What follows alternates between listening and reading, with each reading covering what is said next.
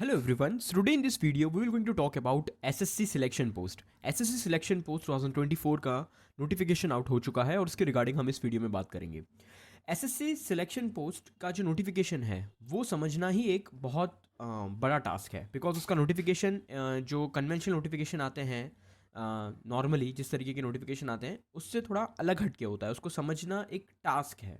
तो हम आज की इस वीडियो में हम ये जानेंगे कि नोटिफिकेशन को कैसे समझना है और कौन से रेलेवेंट पोस्ट में हमको अप्लाई करना है, सो दैट हम एलिजिबल पोस्ट में होते हुए, मतलब जो पोस्ट एलिजिबल है वो हम स्किप ना कर सकें, वो हमारी स्किप ना हो जाए।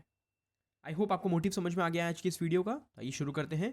नोटिफिकेशन मैंने टेलीग्राम चैनल पे शेयर कर रखा है और मैं इसी वीडियो के नीचे डिस्क्रिप्शन में नोटिफिकेशन का लिंक भी शेयर कर दूंगा, so that you guys can access that. Notification पे आने से पहले एक गुड न्यूज़ है कि एसएससी ने अपनी नई वेबसाइट बना ली है। सो अब रिजल्ट आने के टाइम पर हैंग होना वेबसाइट का, या फिर नोटिफिकेशन आने के बाद अप्लाई करते टाइम वेबसाइट जो क्रैश हो जाती थी, उसका इशू आई होप अब नहीं होगा, क्योंकि नई वेबसाइट लॉन्च हो चुकी है, दैट इज़ ssc.gov.in। अब जो नोटिफिकेशन है उसके बारे में बात करते हैं। सो इम्पॉर्टेंट डेट, जो लास्ट डेट है सबमिशन की, फॉर्म सबमिशन की, दैट इज़ 18 मार्च 2024, और फॉर्म कल से भरना शुरू हो गए, दैट इज़ 26 फेब, आज 27 है। तो कल से फॉर्म भरना शुरू हो चुके हैं, विंडो ओपन हो चुका है।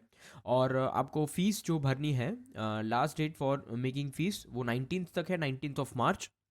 एंड फॉर्म करेक्शन होगा वो 22 मार्च को ओपन होगा एंड 24 को क्लोज हो जाएगा। अगर आपकी फ़ोटो वोटो अगर ठीक नहीं आई है, अगर आपकी सिग्नेचर ठीक से अपलोड नहीं हुए हैं, तो आप वो करेक्शन कर सकते हैं 22 टू 24 ऑफ मार्च 2024 के बीच में। Dates of computer based exam, मतलब जो एग्ज़ाम होंगी वो 6th 7th और 8th मई 2024 को टेंटेटिव रखी गई हैं। और आपको नंबर यहाँ पर मेंशन कर दिया है। अगर आपको कोई भी क्वेरी है तो आप यहाँ पर आप सॉल्व कर सकते हैं नंबर पे फ़ोन करके। थोड़ा सा आगे बढ़ते हैं तो देखिए उनने एक लिंक दे रखी है। अब देखिए एसएससी सिलेक्शन पोस्ट क्या होता है ना, सबसे पहले हम वो जान लेते हैं। एसएससी सिलेक्शन पोस्ट जो होता है वो जनरली उन पोस्ट के लिए होता है जहाँ पर आपको वर्क फोर्स की रिक्वायरमेंट थोड़ी कम होती है। ऐसा डिपार्टमेंट जहाँ पर वर्क फोर्स जो होता है उसकी रिक्वायरमेंट थोड़ी सी कम रहती है, मतलब हमें एवरी ईयर रिक्रूट नहीं करने हैं कैंडिडेट्स, बस 2-3 साल में अगर हमको एक बार रिक्रूटमेंट लेना है तो वो हम एसएससी सिलेक्शन पोस्ट के थ्रू लेते हैं। फॉर एग्जांपल जैसे खादी डिपार्टमेंट है जो गवर्नमेंट का, वहाँ पर इतनी वर्क फोर्स की रिक्वायरमेंट नहीं है, तो वहाँ पर जो रिक्रूटमेंट अगर हम ईयरली बेसिस पे लेंगे, एनुअली लेंगे, तो कोई फ़ायदा ही नहीं है, क्योंकि वहाँ पर इतना वर्क फोर्स की रिक्वायरमेंट ही नहीं है। तो ऐसे जितने भी पोस्ट होते हैं जहाँ पर फ्रिक्वेंट रिक्रूटमेंट नहीं होता है, वो एसएससी सिलेक्शन पोस्ट के थ्रू लिए जाते हैं। अब ये जो पोस्ट होते हैं ना, वो 3 हिस्सों में डिवाइडेड होते हैं। एक तो होता है 10th, एक होता है 12th, और एक होता है ग्रेजुएशन। कुछ पोस्ट में आपको स्पेसिफिक ग्रेजुएशन चाहिए होगा, कुछ पोस्ट में आपको 12th विद साइंस चाहिए होगा, या 12th विद कॉमर्स चाहिए होगा, या 12th विद आर्ट्स चाहिए होगा। कुछ कुछ पोस्ट में 10th विद आईटीआई चाहिए होगा। आईटीआई की भी डिफरेंट फील्ड्स होंगी। तो ऐसे 3 पार्ट्स में बाइफरकेट कर रखे हैं एसएससी के पोस्ट। अब अगर आप 10th के लिए अगर आप एलिजिबल हैं, फॉर एग्जाम्पल आप देखिए एक पोस्ट है XYZ, को एक पोस्ट है जिसमें आप एलिजिबल हैं, 10th आपने करा है और आप एलिजिबल हैं उस पोस्ट के लिए। तो अब आप क्या करेंगे, वो पोस्ट का फॉर्म फिल करेंगे। 10th लेवल की एक और पोस्ट है, लेट्स से A पोस्ट है, उसके लिए भी आप फॉर्म फिल करेंगे। और 10th की एक पोस्ट है C पोस्ट, जिसके लिए आप एलिजिबल नहीं है, क्योंकि उसमें 10th प्लस ITI मांगा और आपका ITI सपोज नहीं है, तो आप उसमें फॉर्म फिल नहीं करेंगे। बट आपने जो इन दोनों के लिए फॉर्म फिल करा है उसके लिए आपको एग्जाम जो देनी है ना, वो एक ही देनी है, that would be of 10th level. ठीक है ना। और आपके जितने मार्क्स आएंगे उसके हिसाब से आपको या तो ये पोस्ट या फिर ये पोस्ट या फिर दोनों अलॉट हो जाएंगे, और आपको चूज करना रहेगा कि आपको कौन सी पोस्ट में जाना है। सिमिलरली अगर आप ट्वेल्थ के लिए फॉर एग्जांपल आप P, Q और R एक पोस्ट है, आप Q में एलिजिबल हैं, P में एलिजिबल नहीं है और R में एलिजिबल हैं, तो आप Q और R के अलग अलग फॉर्म फिल करेंगे, बट आपको एग्जाम तो एक ही देनी है, and that would be of 12th level. And similarly for example graduation के लिए आपकी पोस्ट है लेट्स से RST, ग्रेजुएशन की पोस्ट है जिसमें आप R में एलिजिबल हैं, S में एलिजिबल नहीं है और T में एलिजिबल है। तो आप R का एक अलग से फॉर्म फिल करेंगे, T का भी एक अलग से फॉर्म फिल करेंगे, बट ग्रेजुएशन लेवल की आपको एक एग्जाम देनी है। तो ये अगर आपका सिनेरियो है तो आपको कितनी एग्जाम देनी है, तो आपको सिर्फ 3 एग्जाम देनी है, एक 10th की, एक 12th लेवल की और एक ग्रेजुएशन लेवल की। बट आपको फॉर्म कितने फिल करने हैं, तो आपको फॉर्म XYZ पोस्ट के लिए फिल करना है, A पोस्ट के लिए फिल करना है क्यू पोस्ट के लिए फिल करना है, आर के लिए एंड टी के लिए, मतलब 1 2 3 4 5 6, आपको 6 फॉर्म फिल करने हैं, बट एग्ज़ाम कितनी देनी है? एग्ज़ाम सिर्फ 3 देनी है। तो 10th के लिए अलग से कट ऑफ निकलेगा, वो पोस्ट वाइज डिफरेंट होगा। अगर आप वो पर्टिकुलर पोस्ट के लिए आपने अगर कट ऑफ क्लियर कर लिया है, फॉर एग्जांपल XYZ पोस्ट के लिए आपका कट ऑफ क्लियर है, ए पोस्ट के लिए भी आपका कट ऑफ क्लियर है, तो आपको डॉक्यूमेंट्स दोनों में वेरीफाई करवाने होंगे और उनमें से फिर आपको चूज करना रहेगा कि आपको कौन सी पोस्ट चाहिए।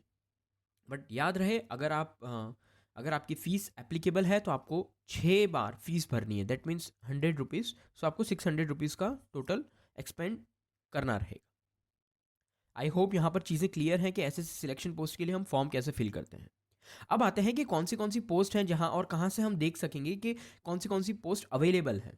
तो पोस्ट हमेशा रीजन वाइज अवेलेबल होती है। देखिए यहाँ पर ये जो लिंक दिया है ना, ये नोटिफिकेशन है, उसमें आप थोड़ा सा ऐसे स्क्रॉल करेंगे तो आपको ये लिंक शो करेगा। उस पर आप जैसे ही क्लिक करेंगे ना, तो आपको ये एक विंडो ओपन होगा।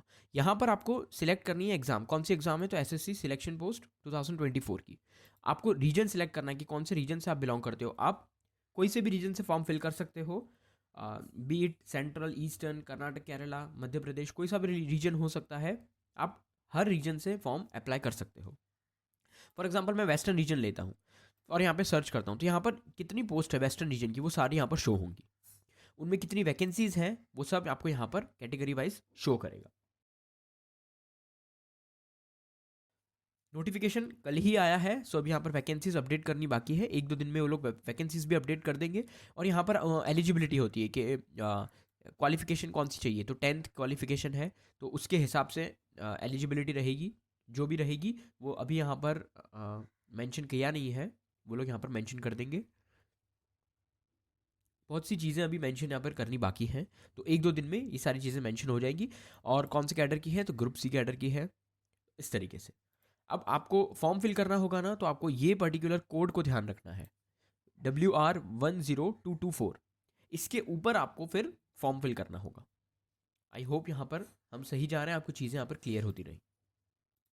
अब आते हैं नोटिफिकेशन के ऊपर। तो जैसा मैंने आपको बताया, ये लिंक दी हुई है, वहाँ से आप एक्सेस कर सकते हैं सारे ही वैकेंसीज को।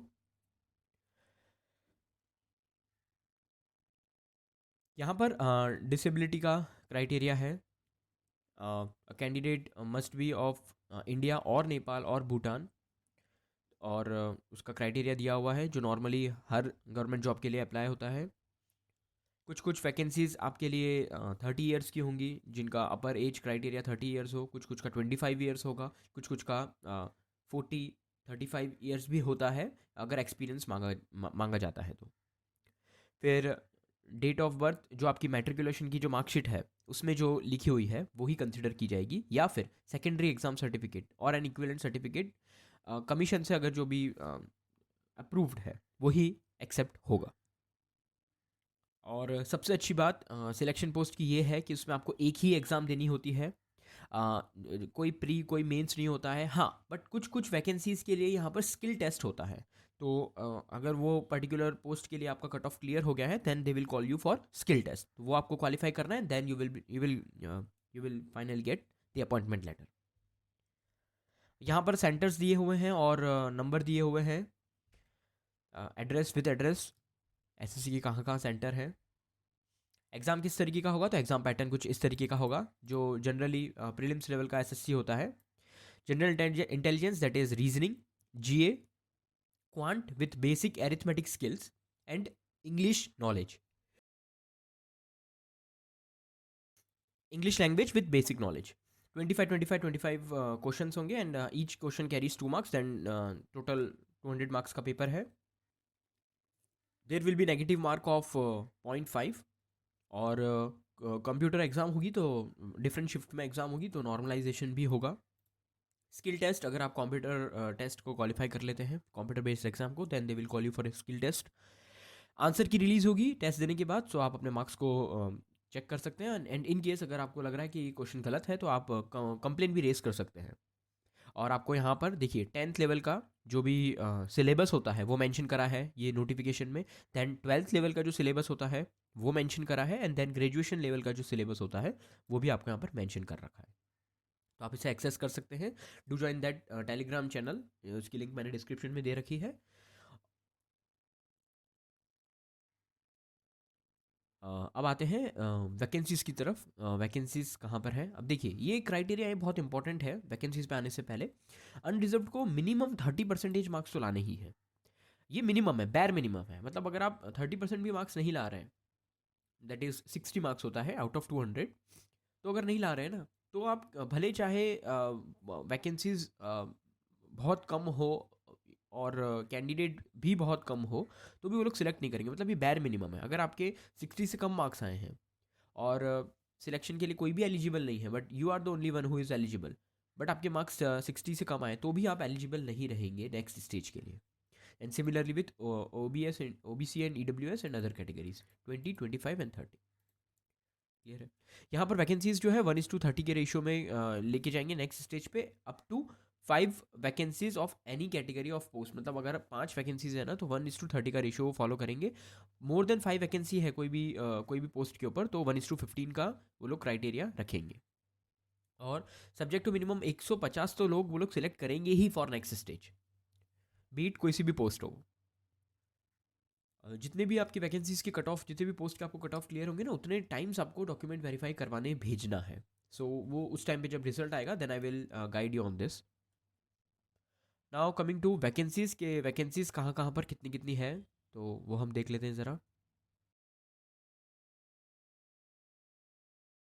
देखिए, यहाँ पर आपको पेज नंबर 103 पर आपको सारी वैकेंसीज शो होना शुरू हो जाएंगी। यहाँ पर नॉर्थ वेस्टर्न रीजन की वैकेंसीज हैं, कितनी कितनी है, कितनी कितनी दी गई है कैटेगरी वाइज, और कौन से लेवल की है जॉब, और कौन सा एजुकेशनल क्वालिफिकेशन, मतलब higher secondary that means 12th, matriculation that means 10th, इस तरीके से आपको दिया हुआ है।